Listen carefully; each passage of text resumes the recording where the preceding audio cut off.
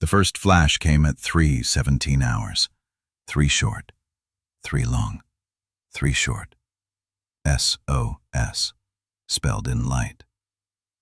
Miles spotted it first, hunched over the feed in the Delphi array lab. I'd been half asleep beside him, the usual hum of the Pacific pressing against the hull like a held breath. The cameras showed the abyssal plain, black water, drifting silt, nothing alive for miles.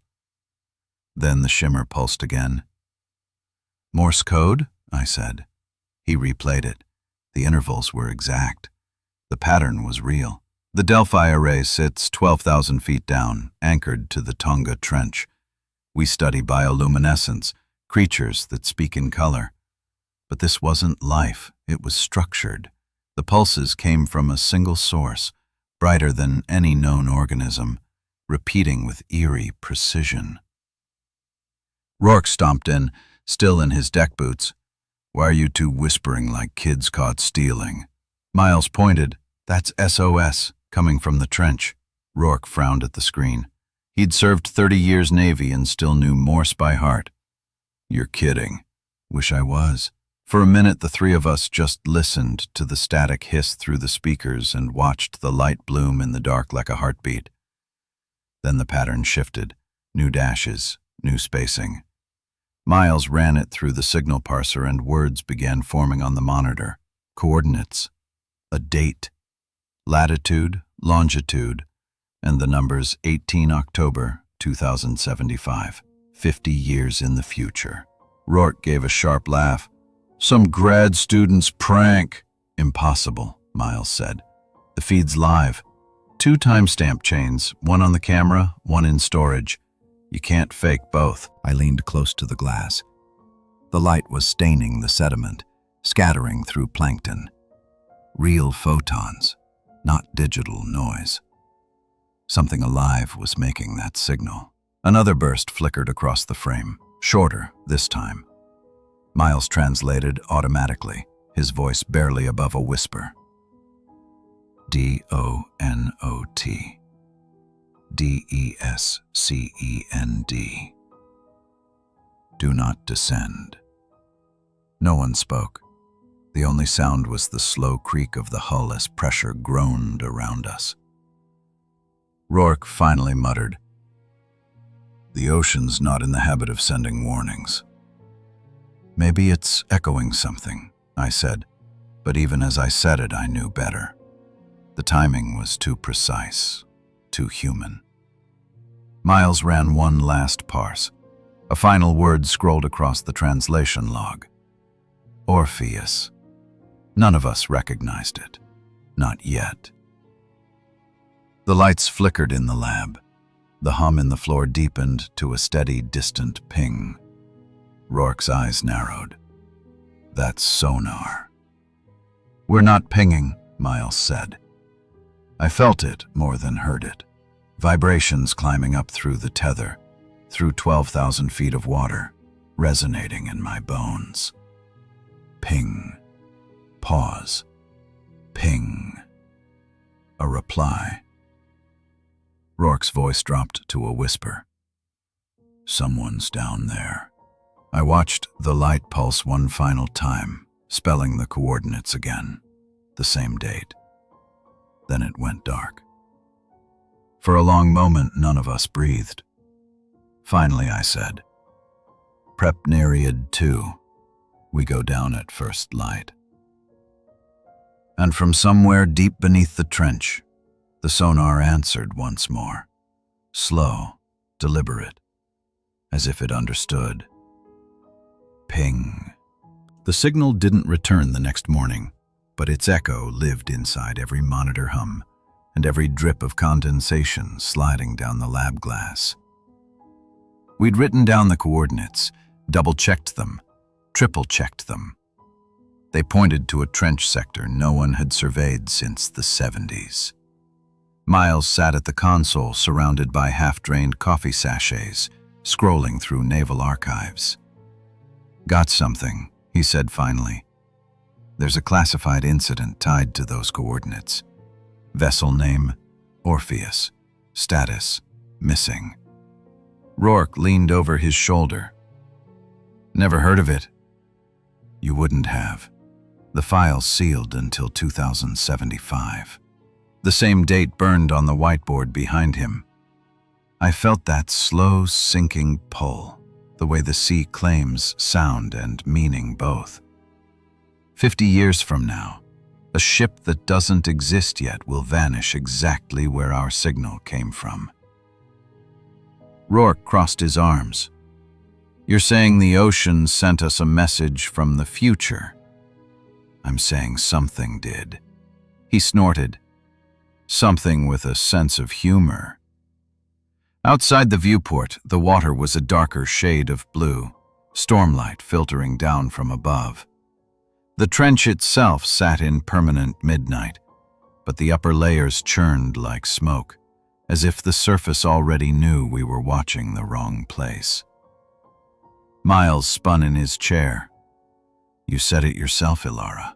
Light is language down there. Maybe this is just a new species. I shook my head. No organism writes coordinates, or English. He opened his mouth, closed it again.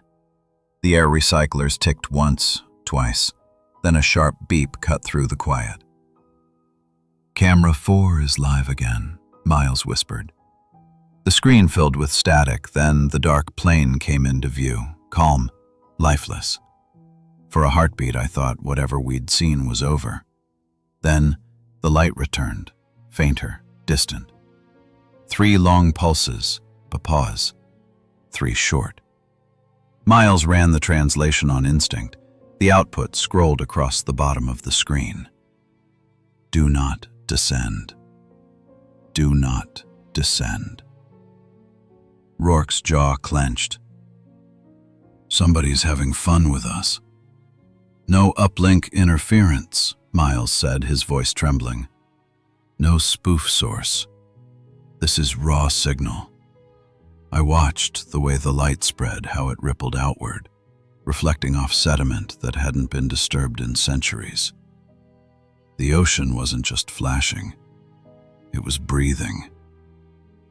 Then the lights faltered and bled out, fading to nothing. The feed went black. Silence. Rourke finally exhaled. I'm pulling the tethered drones. No one's going near that trench until I know what's down there. But before he could reach the hatch, the station shuddered. A hollow thunk rolled through the hull, deep as thunder. Every instrument on the wall twitched red for half a second before stabilizing. Miles swallowed hard. That came from below us. A new sound began, slow, rhythmic, metallic. Ping. Pause. Ping. I met Rourke's eyes. That's not feedback. He didn't answer. The sonar screen lit with a single faint return far below the array, something moving along the same coordinates we'd written down. Miles whispered, It's answering. The next pulse came through the speakers, longer this time, deeper. 3 short, 3 long, 3 short. And then a voice through static, half human, half water. A whisper none of us could unhear. We told you not to come. By dawn, the sea had gone still, too still. No wind, no current, no surface chop. Just that endless gray mirror stretching to the horizon, waiting. Rourke wanted to abort.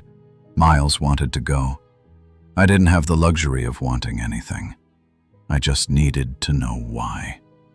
We launched the Nereid 2 at 6:40 hours. 3 seats, dual cameras, 2,000 tons of pressure shielding, and a tether thin as piano wire running back to the Delphi array. I strapped in beside Miles while Rourke sealed the hatch. Depth targets 12,000, he said, flicking switches. We reach crush margin, we abort. No heroics. The clamps released with a metallic sigh. We sank. The descent started gentle, currents brushing the viewport like silk. Below 2,000 meters, the light died. Only the sub's beams painted the black, and even those faded as sediment thickened around us. Miles watched the depth gauge tick down, muttering numbers like a prayer. 7,000. 8,000. Pressure stable. Outside, the trench wall rose beside us, vast, jagged, alive with slow drifts of glowing plankton. For a second it looked like stars, and then I realized they were moving against the current. Patterns. Formations. "Do you see that?" I said. Rourke adjusted focus. The lights shifted again. 3 short, 3 long, 3 short. The same pattern. The same impossible message. Miles's voice cracked. "It's them." "It's it. It knows we're here." Static bled into the comms, followed by a faint ping on sonar. Another shape, large, descending with us. "Could be a reflection," Rourke muttered. "No," I said. "It's matching speed." At 11,000 meters, the trench floor appeared, a vast plain of silt and twisted metal debris. I leaned forward, heart thudding. The lights that had followed us now pooled across the seabed like a living constellation, outlining a shape buried half in mud. Letters glimmered faintly across its corroded hull. ORPHEUS. Miles made a small strangled noise. "But it's not supposed to exist yet." The sub's floodlights flickered. Inside the cabin, the air felt thinner, colder. The lights outside pulsed again, no longer sauce, no longer coordinates. This time slower, measured, communicative. Miles translated in a whisper as each burst appeared. The console gauges spiked, every screen filled with static. Rourke grabbed the manual controls. "We're pulling out. Wait," I said, staring at the wreck. The hull wasn't decayed, it was fresh, paint still visible under the sediment. And near the bow something shimmered, a handprint glowing faintly blue. The sub trembled.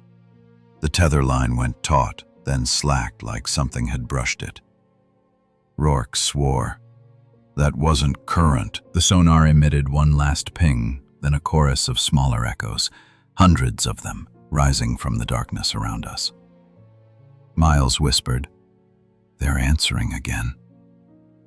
Outside, the trench began to glow, not in one place but everywhere at once, like a heartbeat spanning miles. Each pulse brighter than the last, each one spelling the same 2 words. "Do not descend." I felt my stomach drop as the tether warning light flashed red. We were already too deep. The Delphi array received our distress ping before we sent it. Timestamp, October 18th, 2075. Miles stared at the log, pale as the console glow. "That's 50 years off." Rourke cursed under his breath, toggling comms. "Surface, this is Nereid 2. Verify timestamp." No answer, only static laced with a low rhythmic hum that sounded like breathing through a machine. Then a voice. Female, broken, older. My voice. "Do not descend." The water remembers. For a heartbeat, no one moved. The cabin lights flickered, shadows bending across our faces. Miles whispered, "That's you, Ilara. It's you." "Play it again," I said. He did. Same voice, same message, same impossible timestamp. Outside, the water had changed color, bluer, denser, vibrating with faint halos of light. The trench wasn't black anymore. It pulsed in slow waves like the whole ocean was breathing in Morse. Rourke checked the tether gauge. "We're holding at depth." We should cut power. Let the current stabilize. The sub shook violently as if struck from below. Tools rattled in their holders. The tether groaned. On the monitor, the wreck of the Orpheus seemed to flicker, there 1 second, gone the next. Miles whispered, "It's not a ship. It's an image." "What?" "It's memory. Light being replayed." Through the viewport, something moved. Human-shaped silhouettes drifting through the glow. Their outlines shimmered, bodies made of flickering light, faces blank. One hovered near the glass and pressed what looked like a hand against it. The pattern across its skin pulsed like data, each flash a syllable. Rourke recoiled. "What the hell is that?" The lights brightened, spelling again in Morse. Miles read it aloud as his voice cracked. "We warned ourselves." The sound filled the cabin, hundreds of voices layered in static, whispering through every frequency. My own among them.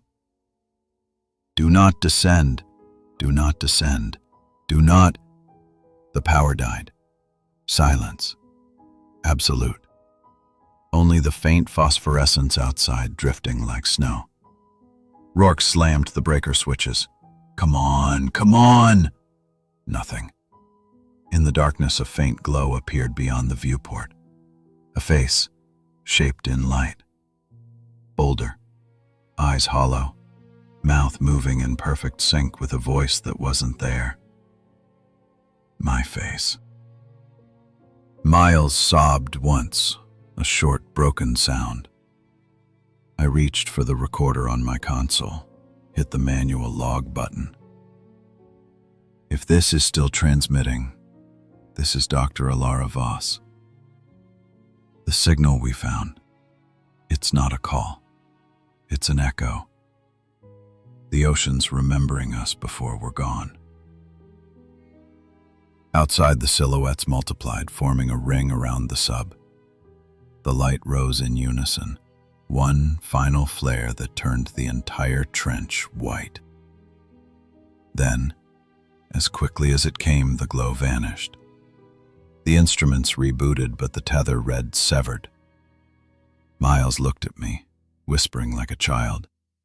"Alara, if we're the warning, who were they?" The recorder light blinked red, then the voice returned, distant and faint.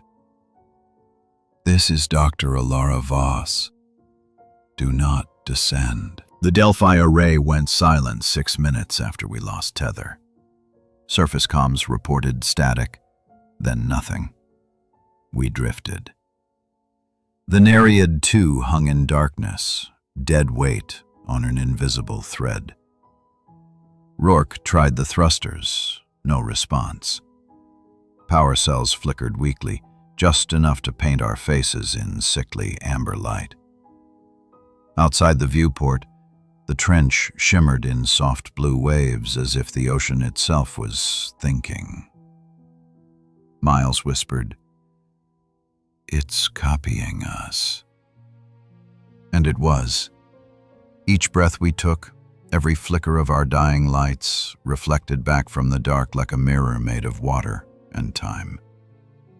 Then the sonar returned, hundreds of pings, all delayed by fractions of a second. Echoes repeating echoes. The scope filled with concentric rings as if something enormous surrounded us. Rourke's voice broke the silence. "We're not hearing sonar. We're hearing our own signal bounce back through whatever this is." He didn't finish the thought. I activated the recorder. "Delphi Command, this is Nereid 2. We've confirmed contact with a luminous structure. Appears to be transmitting bioluminescent code. It's repeating our previous coordinates and a date. October 18th, 2075. Miles stared at the viewport, pale. "Alara, look."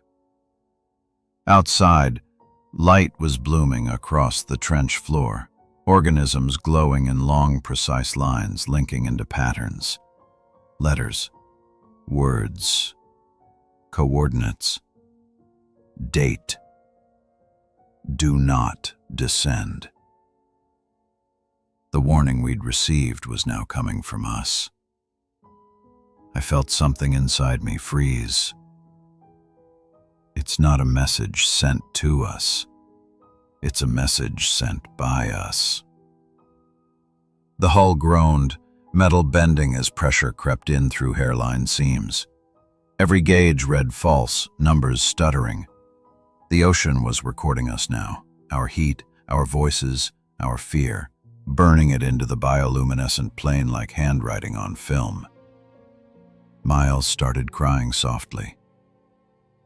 If we're the signal, who warned us? The lights outside surged again, rising upward, forming a column of color that reached into the black above. The pattern changed one last time, translating through our damaged systems. We warned ourselves. Rourke's hand trembled on the throttle. She's gonna crush. The hull creaked, rivets pinging like gunshots. I hit record again, speaking through the roar. To whoever finds this, the ocean keeps memories. It's not sending messages, it's replaying them. If you see the signal, it's already too late. Miles shouted, "Ilara, look!" Through the viewport, another submersible was rising from the trench floor, its lights identical to ours, its silhouette perfect. For a moment, I thought it was rescue. Then I saw the name on the hull, Nereid 2. We were staring at ourselves. Static filled the cabin, a rising scream of radio distortion. The lights flared white, swallowing everything.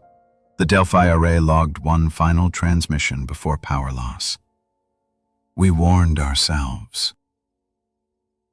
50 years later, in 2075, a new vessel named Orpheus launched from the same coordinates to investigate a repeating light pattern rising from the trench. The pattern spelled only 3 words: do not descend. If you ever see lights beneath the ocean, don't assume they're stars. Sometimes the deep sends messages, not for us to answer, but to remember what we were when it last saw us. The Delphi array was decommissioned 3 months after the Nereid 2 vanished. Official reports listed equipment malfunction, though no debris was ever recovered. But every few years, the same coordinates still emit a faint pulse, 3 short, 3 long, 3 short. SOS. Maybe it's just static. Maybe it's the ocean's memory playing us back. Either way, if you ever hear the sea whisper in code, whatever you do, don't go down there. If you enjoyed this story, help keep the fire burning. Hit like, drop a comment, and subscribe for more cinematic horror every week.